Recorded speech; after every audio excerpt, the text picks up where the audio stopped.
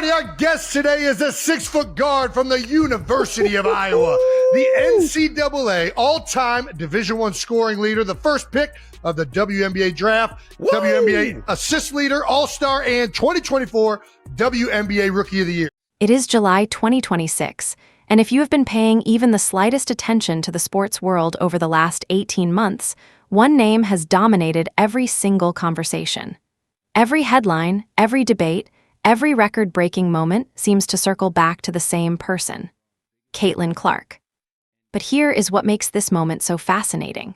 Everything that is happening right now, everything that fans are losing their minds over in the summer of 2026, was quietly hinted at during one single interview back in January 2025.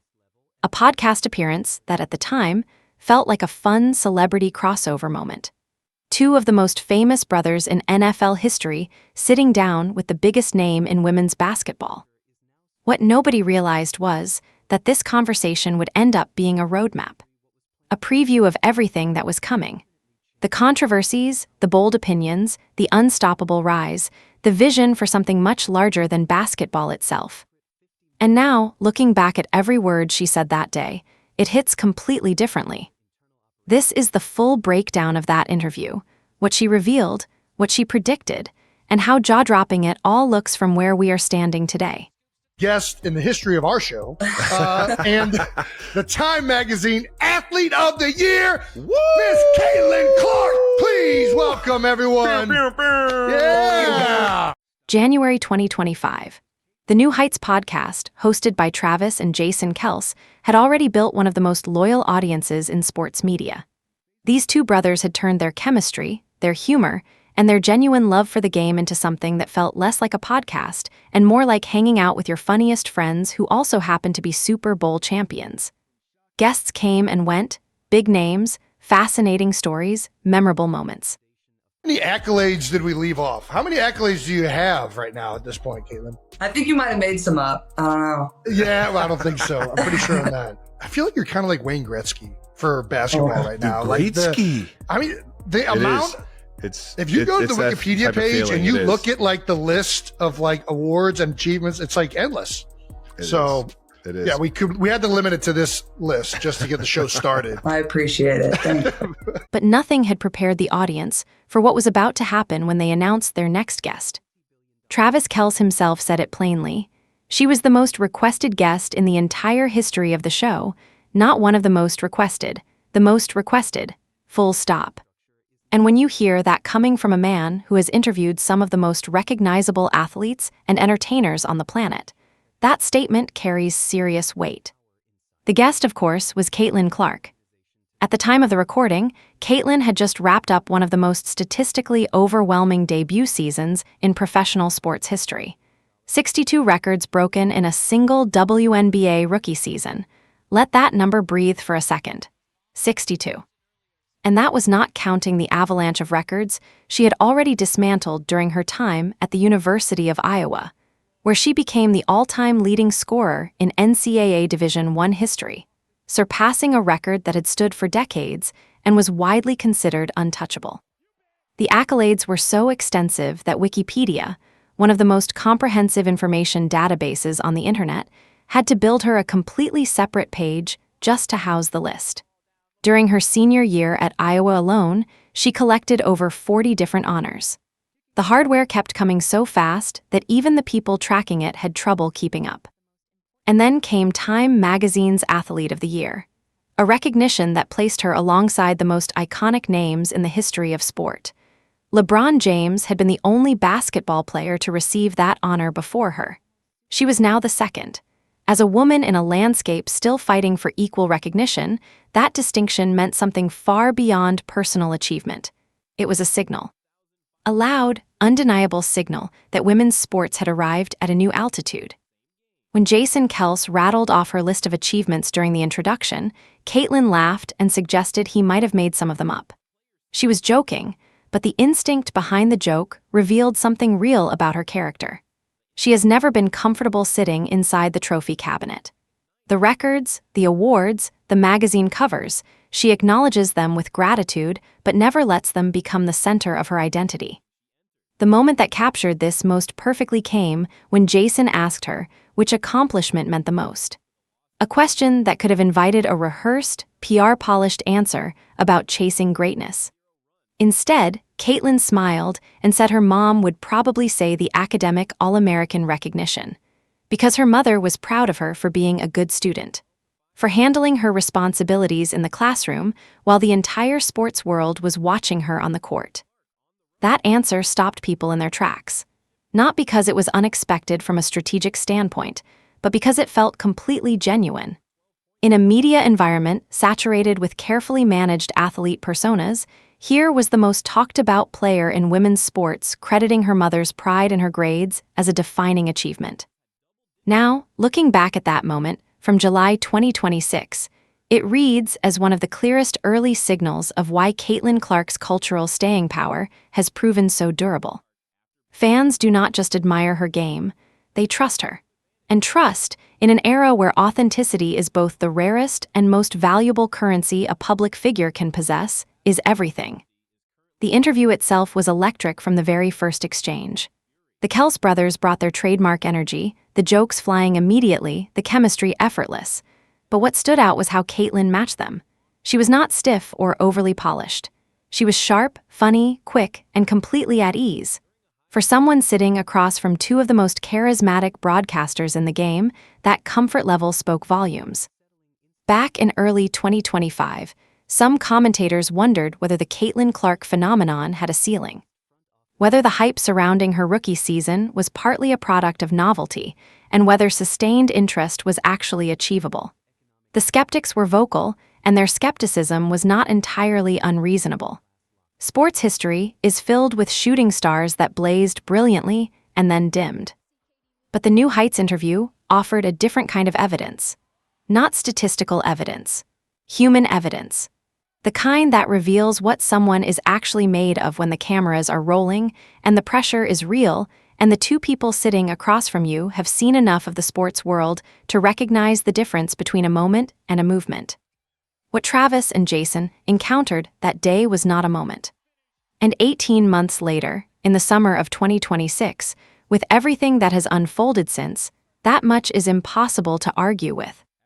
But the interview was only just getting started, and the next topic she touched on would send the internet into an absolute frenzy. There is a specific kind of credibility that comes with being a lifelong fan of something before it became cool to be one. In a sports culture increasingly shaped by celebrity bandwagon energy, where high-profile names attach themselves to winning teams the moment the spotlight gets bright enough, Caitlin Clark walked into the New Heights studio and immediately made her position crystal clear. She was a Kansas City Chiefs fan long before it was fashionable. Long before Taylor Swift made Arrowhead Stadium a pop culture landmark. Long before Patrick Mahomes became the face of a dynasty. Long before Travis Kelce became one of the most recognized athletes on the planet. She was there in the early years, growing up in Des Moines, Iowa, just 3 hours from Kansas City, watching games in the basement with her family while her mom cooked in the kitchen. When the bandwagon accusations surfaced online, which they always do when a high-profile person expresses support for a successful team, Caitlin did not dodge the question. She looked directly into the conversation and said it plainly. She was there before Patrick and Travis. She and her family were, in her own words, ride or dies. That moment landed perfectly in the context of sitting across from Travis Kelce himself. The humor was instant, the dynamic was electric, and the authenticity was undeniable. This was not a calculated celebrity alliance. This was a genuine sports fan talking about a team that genuinely mattered to her growing up. Her childhood hero connection added another layer entirely. Her brother idolized Tony Gonzalez, the legendary Chiefs tight end, widely considered one of the greatest at his position in NFL history. Families build identities around sports teams, and the Clark household had clearly built part of theirs around Kansas City. These were not the words of someone who discovered the Chiefs in 2023. This was a woman recalling game day traditions from her childhood, with the kind of specific, warm detail that cannot be manufactured. She described going to one game per year with her cousins who lived in Kansas City. She talked about the Christmas Day game she attended, sitting outside at Arrowhead in temperatures brutal enough to make her question every life decision she had ever made. Her toes nearly froze off. Her fingers were not far behind. She laughed about it, but the story painted a picture of someone who loves the game enough to suffer for it. That is a real fan. Travis Kelce's response to all of this was immediate. Right there on the podcast, he extended an open invitation.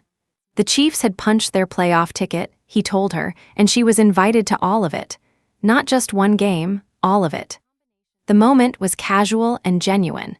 But from a July 2026 perspective, it looks like the beginning of something that grew into a much larger cross-sport cultural story. Reports and widespread fan discussion throughout 2025 and into 2026 suggest that Caitlyn's connection to the Chiefs organization did not stop at that podcast moment.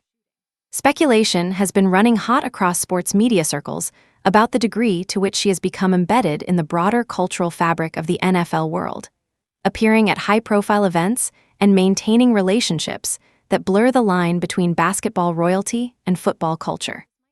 None of this has been officially confirmed in detail, but the volume of discussion around it speaks to how much that original podcast moment resonated. What makes this entire thread so compelling from a 2026 standpoint is the way it reflects Caitlin Clark's unique position in American sports culture. She is not simply a WNBA superstar. She is a figure who moves fluidly across sports, across demographics, across cultural conversations in a way that very few athletes of any era have managed. The Chiefs' connection is one of many examples, but it is one of the most vivid because it was so clearly genuine. She was not performing fandom, she was sharing it. The frozen toes at Arrowhead story, small and funny as it was, became one of the most referenced moments from the entire interview among fans throughout 2025. Not because it was dramatic, but because it was real. In a media landscape where athletes are increasingly managed, messaged, and filtered, a detail like nearly losing feeling in your toes at a Christmas game because you love a football team enough to brave sub-zero temperatures hits differently. It sticks. It reminds people that beneath the accolades and the highlights and the cultural phenomenon status, there is an actual human being who grew up watching football in the basement with her family on Sunday afternoons. And that humanity, that consistent, unguarded realness, is what has kept the conversation around Caitlin Clark alive and growing long after the initial wave of rookie season hype could have reasonably faded.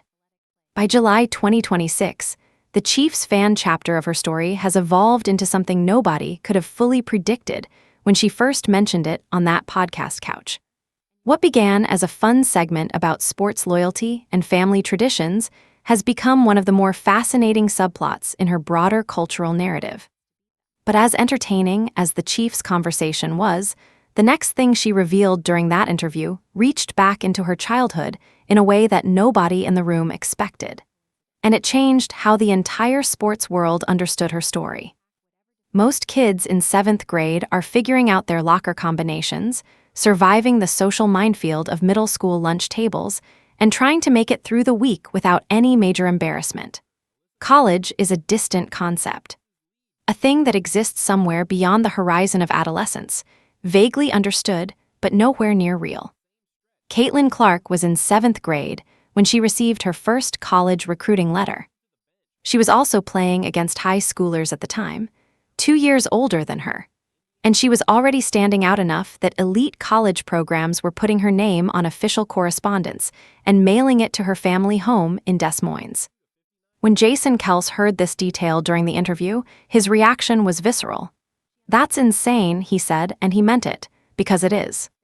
The sheer rarity of being identified at that level, at that age, while competing against players significantly older and more physically developed, tells you something about the kind of talent the basketball world was quietly tracking long before the general public had any idea who Caitlin Clark was. But here is the part of the story that hits harder than the recruiting letter itself. Her parents hid it from her. Her older brother was sent to get the mail that day, under specific instructions. Do not let your sister see this. Because her parents had made a decision, a clear, deliberate, loving decision, that their daughter was going to be allowed to be a 7th grader. She was going to hang out with her friends, enjoy middle school, and not spend her early teenage years consumed by the pressure of college recruitment. In an era where youth sports culture has become increasingly intense, where kids are posting their college offers on social media before they have finished growing, where the pressure to perform and be seen starts earlier and earlier with every passing year, that parental decision stands out as something genuinely unusual and genuinely important. Caitlin spoke about it during the interview with obvious gratitude. She did not take any official visits until after her freshman year of high school, and she did not make her final college decision until her senior year. There was no rush, no anxiety-driven timeline. Her parents made sure of that. She was surrounded by the right people, kept away from the noise, and allowed to fall deeper in love with the game on her own terms. From a July 2026 perspective, this story carries layers that were not fully visible when she first told it. Because in the 18 months since that podcast aired, Caitlin Clark has become increasingly vocal about the pressures facing young athletes in the social media age. The conversation she had with the Kelce brothers about how recruitment culture has exploded, how kids are posting offers constantly, how everything has changed, now reads as the early public expression of something she has been building toward. Rumors circulating throughout 2025 and into 2026 suggest that Caitlin has been involved in conversations around initiatives focused on protecting young athletes from the kind of early-stage pressure that her parents so carefully shielded her from. Nothing has been officially announced as of this reporting, but multiple sources in sports media circles and youth athletics communities have pointed to her growing interest in this space. Given everything she said during that interview, and the clear emotional weight she attached to the way her parents handled her recruitment, it would not be surprising at all. Her comment that she was never posting her offers, framed during the podcast as a simple generational observation, now reads more like a quiet but pointed critique of the culture that has taken root since then. She acknowledged that things were starting to change even when she was going through it. The difference was that she had parents who kept the noise out. Not every young athlete has that protection.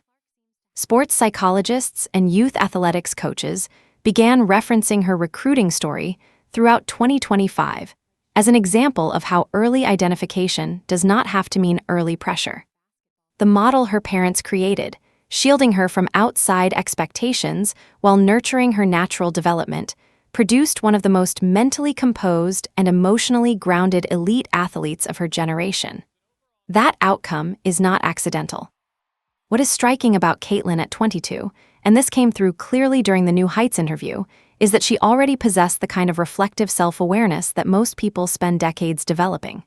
She looked back at her childhood, at the recruiting letter, at the visits she did not take, at the decision she did not rush, and she understood precisely why all of it mattered. She credited her parents without being performative about it. She expressed gratitude without making it a speech. And then she moved on because that is also very much a part of who she is. She does not linger. She acknowledges, she appreciates, and she keeps going. By July 2026, as youth athlete development has become one of the most hotly debated topics in American sports culture, Caitlin Clark's 7th grade recruiting letter story has taken on a life well beyond the fun fact it appeared to be during that podcast. It is now a reference point in a much larger conversation about what the sports world owes its youngest participants. But as personal and meaningful as those childhood stories were, nothing in the interview generated more raw online attention than what she revealed about her rookie season. Because that story was complicated, honest, and more vulnerable than anyone expected. There's a version of the Caitlin Clark rookie season story that most people know, the record-breaking numbers, the sold-out arenas, the television ratings that shattered WNBA benchmarks so thoroughly that the league had to recalibrate its expectations entirely.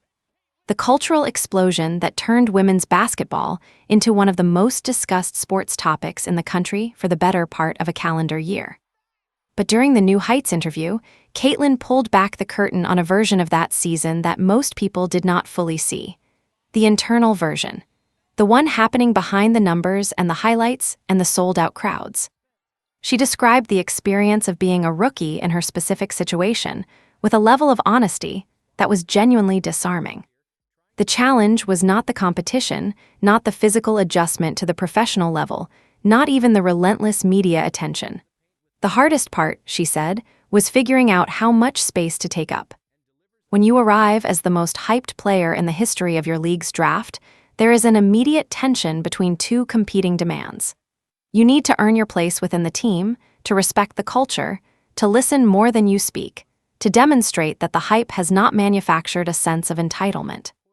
At the same time, the franchise that drafted you, the media covering you, and the fans filling those arenas are all looking at you to perform, to lead, to be exactly what they believed you were when they selected you first overall. That tension, she admitted, caught her off guard early in the season. She did not always know how to navigate it, how much to say in the locker room, how to assert herself without overstepping, how to lead without making veterans feel dismissed. These are questions that most rookies face in some form, but for Caitlin, the volume was turned up to a level that had no real precedent in the WNBA. What helped her find her footing, she made clear, was the people around her, and two names stood out above the rest. Aaliyah Boston reached out to her during one of the first genuinely difficult stretches of the season. The message she delivered was simple and powerful. It is supposed to be hard. This is an adjustment period, and we have your back. Those words, spoken at exactly the right moment by exactly the right person, gave Caitlin permission to stop performing composure and start actually developing it. There is a meaningful difference between those two things, and the best veteran leaders understand how to create the space for that shift to happen. Erica Wheeler provided a different but equally important kind of support. Where Aaliyah offered clarity, Erica offered warmth. An immediate, unconditional embrace that told Caitlin she was not navigating this alone. For someone in a pressure cooker of that magnitude, that kind of human connection is not a small thing. It is a lifeline. Then came the eardrum story. Because even in the middle of a history-making season, Caitlin Clark managed to have the most entertainingly Midwestern sports injury imaginable. Her eardrum ruptured, and when the Kelce brothers started guessing how it happened, the guesses spiraled into pure comedy. The answer turned out to be that she got launched off a tube in the middle of a lake, ended up underwater, and came up wondering whether she was still in one piece. She described it as her official welcome to the WNBA. The room fell apart laughing. And the moment captured something important about who she is, someone capable of finding genuine humor in the chaos of a year that would have broken most people under the weight of its expectations. From a July 2026 standpoint, that rookie season looks different than it did while it was happening. At the time, every stumble was amplified, every learning curve was treated as a crisis by certain corners of the media, and every difficult game was seized upon by people looking for evidence that the hype was overblown.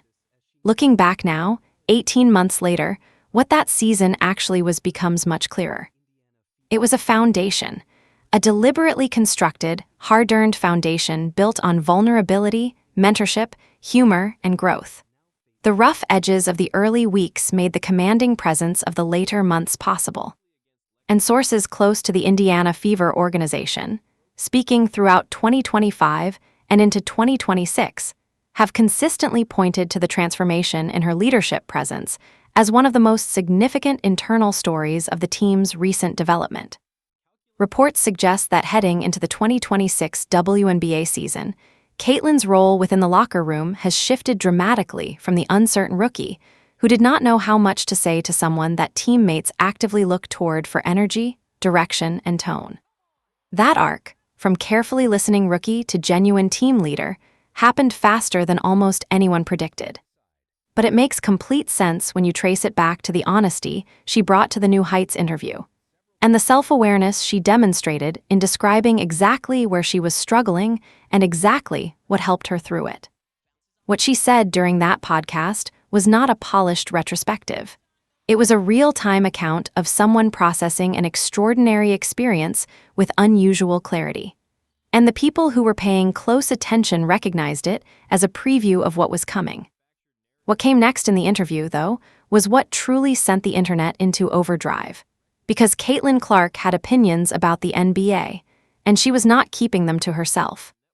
There are certain moments in interviews where you can feel the energy shift, where something gets said that clearly lands differently than the surrounding conversation, where the room responds in a particular way, and you already know, even before the clip gets clipped and shared and debated, that this one is going to travel.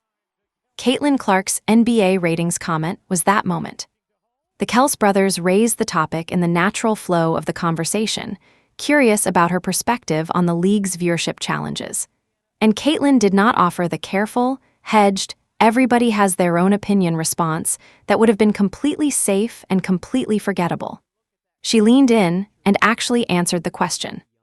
Her central argument was one that required genuine basketball intelligence to articulate. She made the case that the average fan fundamentally misreads what they are watching when they watch elite NBA players. The game looks effortless, she said, because the players are so extraordinarily skilled that the effort required to produce those results is invisible to the untrained eye. People interpret that invisibility as a lack of trying. They are wrong. The players are trying. They are just so good that trying looks like floating. It was a sharp, counterintuitive take that reframed the entire conversation. And it came from someone who, as a WNBA player, had absolutely no obligation to defend or promote the NBA. She did it because she genuinely believed it, and the confidence with which she made the argument was immediately noticeable. She also acknowledged the physicality debate with nuance. Yes, the league has changed. Yes, it is less physically brutal than it was in earlier eras. But her point was that the reason for that change is not softness. It is evolution. The skill demands of the modern game have shifted what physical attributes matter most. Brute force has given way to spacing, shooting range, and the kind of multi-dimensional athleticism that previous generations of players simply did not possess in the same concentration. And then, she named football as a factor that most NBA-focused conversations conveniently ignore. The NFL dominates American sports culture in a way that affects everything around it. Competing against football for viewer attention is not a failure of the NBA's product. It is a structural reality of the sports media landscape that no amount of rule changes or marketing can fully overcome. The four-point line idea emerged from the broader conversation about potential fixes, and Caitlin's reaction was immediate and enthusiastic. She loved it. The Kelce brothers ran with it, and the rapid-fire brainstorm that followed produced some of the most entertaining minutes of the entire interview. Hockey-style fights where players could come back after sitting out. East versus West All-Star format restored to its original purpose. The in-season tournament and its aggressively neon courts roasted without mercy. That last target, the in-season tournament, drew what might have been the sharpest line of the whole conversation. Jason Kelce, with the kind of blunt clarity that has made him one of the most beloved sports media personalities working today, said what a lot of people were thinking. Can we just play basketball? Can we just play basketball? The funky floors, the tournaments that do not feel like they mean anything, the gimmicks piled on top of gimmicks. His frustration was genuine and funny and clearly resonated. Caitlin backed the sentiment completely. And that alignment, a WNBA superstar and a retired NFL legend agreeing that the NBA's instinct toward spectacle was getting in the way of the sport itself, generated an enormous amount of discussion online in the days following the interview. Now, from July 2026, her NBA commentary looks remarkably prescient. The league has continued to wrestle with its ratings challenges throughout 2025. Various experimental adjustments have been proposed and in some cases implemented, with the four-point line concept reportedly surfacing in internal discussions at levels nobody expected when Caitlin casually endorsed it on a podcast couch. The all-star format has undergone further changes. With the East versus West structure, she advocated for gaining renewed support from players, fans, and commentators alike. Perhaps most intriguingly, the conversation around Caitlin's basketball intelligence has expanded well beyond her playing career in the months since that interview. Speculation has been building across sports media circles throughout 2026 about her potential future in sports broadcasting, front office work, or sports business. None of this is confirmed, and it remains firmly in the territory of rumor and fan discussion. But the NBA segment of the New Heights interview is consistently cited whenever her post-playing career potential comes up, because it demonstrated something that statistical records alone cannot capture. She understands the business of sports at a level that goes far beyond the court. The in-season tournament roast, the four-point line endorsement, the footballers competition argument, these were not random opinions casually tossed out for laughs. They reflected a coherent, informed perspective on what professional sports leagues need to do to maintain cultural relevance in an increasingly fragmented media environment. In January 2025, those comments were entertaining. In July 2026, they look like the words of someone who was already thinking several moves ahead. But as bold and sharp as her NBA take was, the final section of the interview brought everything back to something more personal.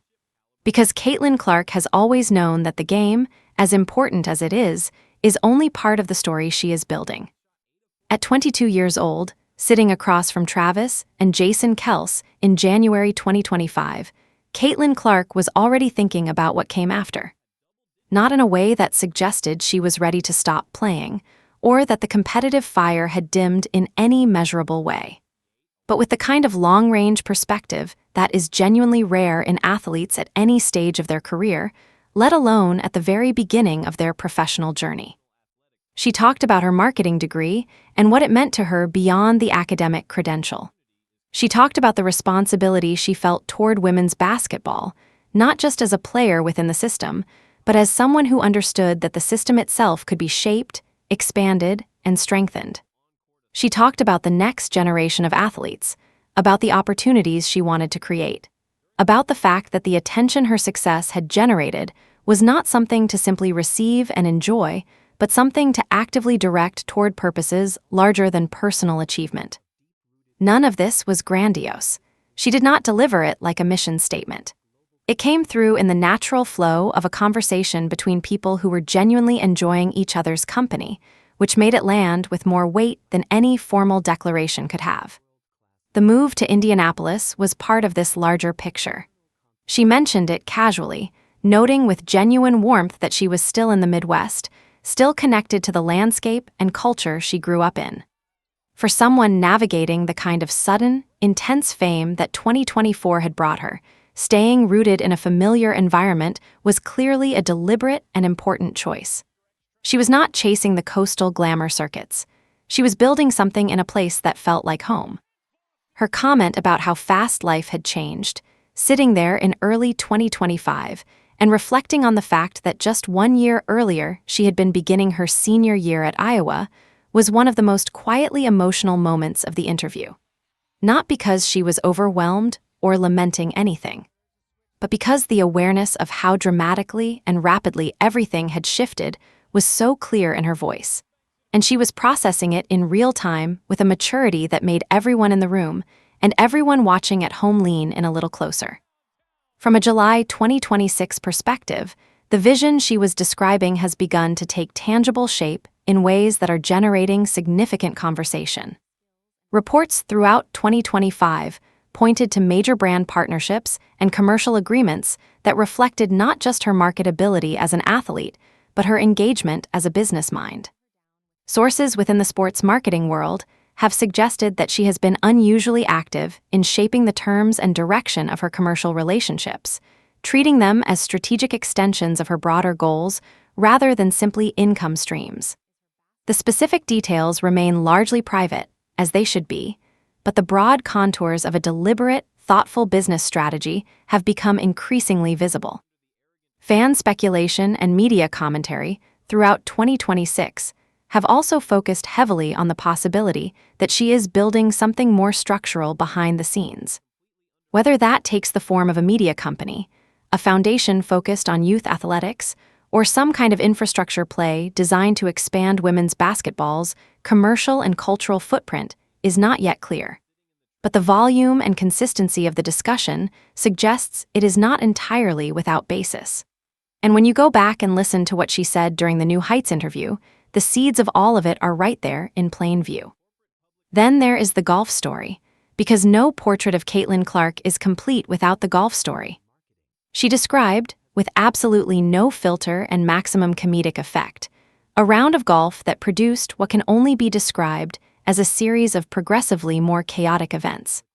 The topped shot that went viral, The moment captured on video where she made contact with the ball in a way that sent it careening directly left with zero dignity was already circulating online before the interview even aired. But the detail she added in the podcast was the one that truly completed the picture. On a separate par 3, she hit a woman in the shoulder. Not a near miss. Contact. A black welt, documented the following day on TikTok by the victim herself. She told this story with the same easy confidence she brings to everything else, and the room collapsed. Travis and Jason were completely gone. And the clip of that moment became one of the most shared segments from the entire interview throughout 2025, still being referenced in 2026 as one of the funniest unguarded athlete moments of that era. The golf story matters not just because it is funny, though it absolutely is, but because of what it represents. It is proof that the magnitude of everything surrounding Caitlin Clark has not altered the fundamental texture of who she is. She is still the person who hits a woman with a golf ball and tells you about it on a major podcast without a trace of embarrassment, because she finds it as funny as everyone else does. That combination, the strategic intelligence, the competitive greatness, the genuine warmth, the effortless humor, is what makes her such a singular figure in contemporary sports culture. And it is what has kept the conversation around her alive, growing, and genuinely interesting through every twist and turn of the 18 months since that interview aired. As of July 2026, the vision she described on that podcast couch is no longer just a vision. It is a construction site, and the building going up looks like nothing the sports world has seen before. Here is where things stand in July 2026. A woman who received her first college recruiting letter in 7th grade, who broke 62 WNBA records in her rookie season, who sat across from two of the most famous athletes in America and held the room without breaking a sweat, is now operating at a level that even her most enthusiastic supporters could not have fully mapped out 18 months ago. Every bold thing she said during that New Heights interview has either aged beautifully or is actively unfolding right now. The NBA takes, the vision for women's basketball, the humility about her accolades, the gratitude for the people around her. None of it was performance. All of it was preview. The question people kept asking in 2024 was whether the Caitlin Clark phenomenon was real or manufactured. By July 2026, that question has been answered so thoroughly it almost feels embarrassing in hindsight. The only question worth asking now is the one nobody can answer yet. How far does this actually go? Because if the last 18 months are any indication, the answer is somewhere well beyond what any of us are currently imagining. And that, honestly, is the most exciting sports story alive right now.